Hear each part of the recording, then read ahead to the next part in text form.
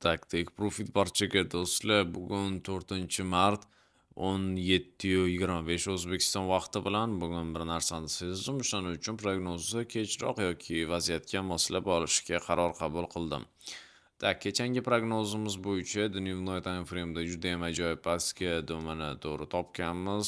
Tepadagisida umumiy holatda o'sishini ajoyib topdik va bugungi holat bo'yicha nima qilishimiz mumkin gold parasi bo'yicha. Albatta men analiz qilib chiqdim. Hozir bugunda juda ko'p aspektlar bor. Ehtiyot bo'lishimiz kerak bozor holatidan. Hozirda bizani narximizda qanaqa holat kutishimiz mumkin. Asosan bir time frame'da men sizlarga bir strukturani ko'rsatib beraman. Bir time frame'da shunaqa, pastki doma allaqachon undan pastga ketmasligi deyarli aniqroq bo'ldi, chunki bugungi kunda unaqa globalniy oqishi qiyin masala. Bozor yopilishi bizada 16 bilan 20 oralig'ida deb hisoblaydigan bo'lsak, ko'rib turganimizdek, narxi bizaga tepaga chiqib keladigan zonasi 30-35 zonagacha bo'lishi mumkin. Budun ikki xil vaziyat bo'lishi mumkin. Buni uzunligi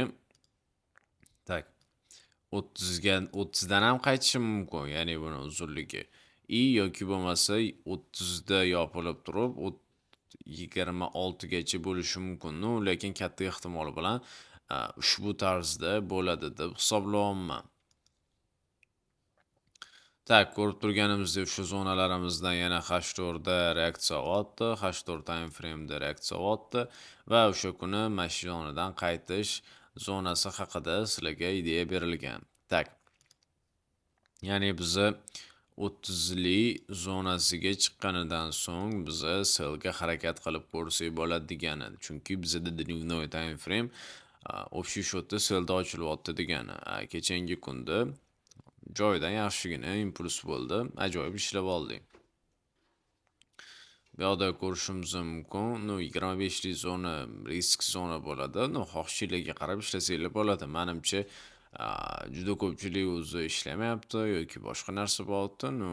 Mayli, hech kim ishlamasa ham bu prognozlar berishda davom etaman.